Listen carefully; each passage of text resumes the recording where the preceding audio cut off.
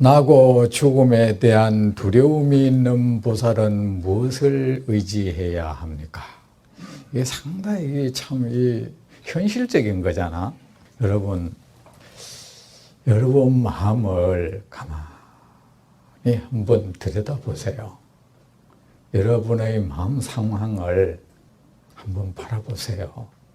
그 마음에 이 불안 같은 것들이 많이 도사리고 있죠. 두려움, 걱정, 염려 있죠.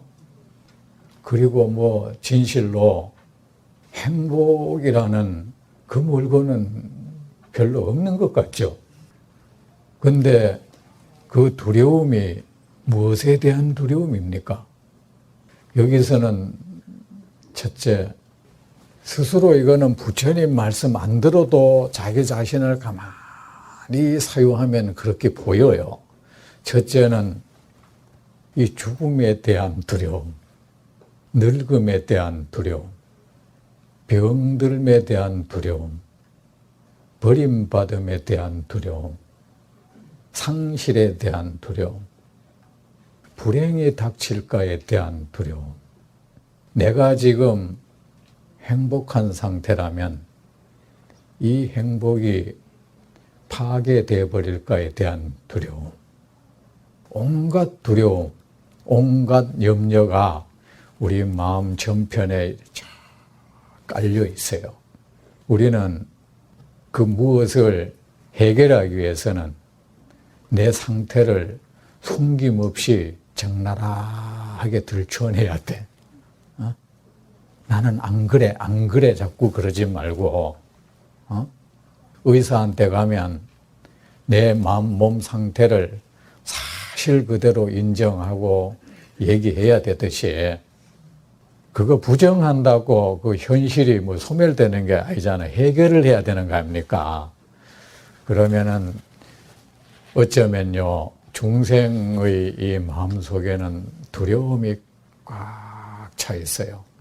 이 두려움을 근심, 걱정이라고 말해도 되고 온갖 초조함 이런 거, 염려, 이게 다 같은 말입니다. 그런데 이 두려움이 어쩌면 세상 사람들이 종교에 귀의하는 원인이 되지 않을까. 종교가 전부 구원해 달라는 거잖아요. 어떤 사람은 애써 그 두려움을 외면하려고 합니다. 외면한다고 되는 것도 아닌데 외면해버리고 그런 사람은 그냥 욕망, 이런 경계 속에 자신을 파묻어버려 하는 거야. 마치 마음이 외롭고 울적하고 이러면은 거기에서 벗어나려고 자꾸 이런저런 일을 하는 것처럼 말이야. 일을 하면은 일하는 동안에 그런 데서 벗어날 수 있다고 생각하는 거야. 그것도 하나의 방법이긴 한데 그 근원 자체를 어떻게 극복하고 소멸시킬 방법을 찾아야 하는 거야. 그렇듯이 우리의 두려움 때문에 사람들은 종교에 귀의를 하죠. 지금 잘 살고 있다면 이 잘 사는 것이 중단되지 않도록 거기에 대한 두려움이 있잖아요. 이것이 어느 순간에 뭐가 닥쳐와가지고, 그래, 종교에 귀한 사람 좀 나은 사람이야. 제일 그보다 좀 못한 사람은 이제 무당 찾아가고 저래요. 찾아가서 미리 방침한다 하고, 그리고 또 그것도 안 되면 천막 쳐놓고 있는 데 있잖아요. 그런데 또 사주 이런 거 보고, 그래 한단 말입니다. 그래도 이 종교에 귀의하는 사람들은 그걸 인정한 사람들이야. 그래도 솔직한 사람들인 거야. 자기의 상태를 인정하고 이거를 해결해 보자. 근데 여러분, 두려움이 있다 보면은 어딘가에 의지를 찾게 되죠. 그죠? 두려움에 질린 사람들은 의지처를 찾아다닌다. 부처님이 그렇게 말씀하셨습니다. 산으로, 들로, 나무로, 바위로, 바다로, 탑으로 신을 찾아다닌다. 그런다고 해서 그 두려움이 없어지지 않는다. 그러면 그 두렵다는 것은 무엇을 의미합니까? 엄밀히 말하면 침범에 대한 두려움이잖아요. 그죠? 그 침범에 대한 이 두려움이라는 게 여러분, 중생의 모든 포악성도 이 두려움에 기해요. 사람이 두려움이 말이야 사람을 포악하게도 만들어요. 난폭하게도 만들고 잔혹하게도 만들어요. 그런데 여러분, 이 두려움이라는 것은 두려움을 힘이 없으니까 침범에 대한 두려움 아닙니까? 그죠? 그러면 침범받을까의 두려움, 내 행복이 침범받을까의 두려움, 내 가지고 있는 것을 누구한테 뺏길까의 두려움, 그런 두려움이잖아. 그러면 그런 두려움이 있다는 것은 뭐야? 내면에 어떤 힘이 없다는 증거야. 강력한 힘을 지니고 있다면 그 사람은 두려움이 없겠죠. 어떤 상대와 내가 저 사람을 이길 역량이 충분히 된다면 그 사람에 대한 두려움이 없겠죠. 그런데 그 힘을 내가 느끼지 못할 때는 이 두려운 거예요. 불안한 거야. 그러면 우리는 두려움을 어떻게 합니까? 힘이 없으니까 나한테 어떤 힘을 못 느끼니까 두려운 것이고, 그럼 그 두려움에서 벗어나기 위해서 우리는 힘이 있는 자를 찾아가는 거야.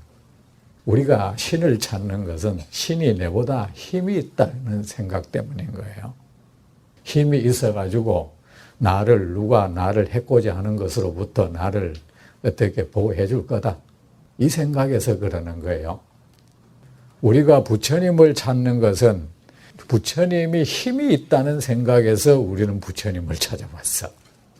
부처님은 힘이 있어가지고 나를 두려움의 요소, 두려움에서 벗어나게 해줄 수 있을 것이다. 그런데 여러분, 그 두려움이 없어졌습니까? 여전히 있단 말입니다. 그런데 이 두려움이 있는 보살은 무언가를 의지합니다. 여러분은 무엇을 의지해서 그 두려움, 온갖 근심, 걱정, 염려에서 벗어나려고 합니까? 이 세상의 아주 흠망한 것들을 의지하려 하죠. 결코 나를 지켜줄 수 없는 것, 영원히 내 곁에 있어 주지도 않을 것, 그런 것들을 그것이 언제 무너질지, 반드시 파괴될 것이 정해져 있는 것, 붕괴가 정해져 있는 것, 이것을 우리는 자꾸 의지를 해요. 자, 그러면은 의지처를 찾는데, 자, 그러면 우리는 무엇을 의지해야 되느냐? 무엇을 의지처로 삼아야 되느냐? 유막의사가 대답하십니다.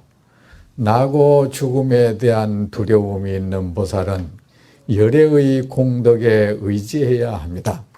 이 나고 죽음이라는 것을 꼭 우리의 몸이 나고 죽는 거라고 생각 안 했답니다.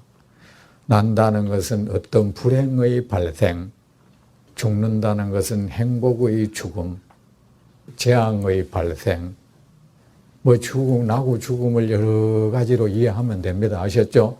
어쨌든 이 세상 모든 것은 그렇게 나고 죽으니까, 좋은 것은 나지 않을까 두렵고, 나쁜 것은 날까가 두렵잖아요. 부처님 공덕에 의지하라 했습니다. 세상에 부처님만큼 안전한 의지처가 없습니다. 부처님의 공덕이야말로 우리가 의지할 수 있는 가장 안전한 것입니다. 이 세상 그 어떤 것도 우리에게 완전한 두려움에서 완전히 벗어나게 해줄 수가 없습니다. 오직 이 부처님, 열애의 공덕만이 우리를 두려움, 온갖 불안에서 벗어나게 해줄 수가 있습니다. 이 두려움 상태를 우리는 뭐라 합니까? 불안하다고 하잖아요. 여러분 마음을 가만히 들여다보세요. 온갖 불안이 있을 겁니다. 그러면 그 불안 요소들을 가만히 뭔가를 우리가 한번 사유할 필요도 있어요. 그러면 우리가 여기서 한번 알아봅시다. 그러면은 열애는 어떤 분입니까? 자, 돈이 없는 사람은 돈 있는 사람을 의지해야겠죠. 힘 없는 사람은 힘 있는 자를 의지해야겠죠. 부처님은 뭐야? 두려움에 휩싸인 사람은 두려움이 없는 사람을 의지해야겠죠. 안 그렇겠습니까? 자신도 두려움에 떨고 있는데 어떻게 그 사람이 나한테 의지처가 될 수가 있겠어요? 그러면 여러분, 부처님은 어떤 분입니까? 두려움에서 벗어난 분이기 때문에 우리가 의지할 수 있는 분인 겁니다. 그 두려움이 없는 상태를 우리는 뭐라고 합니까? 편안하다고 합니다. 근심, 걱정, 염려가 사라지면 뭡니까? 아, 이제 마음이 편해졌다 그러잖아요. 부처님은 바로 모든 두려움, 근심, 걱정, 불안에서 벗어난 분입니다. 그렇게 벗어난 것을 우리는 해탈이라고 해요.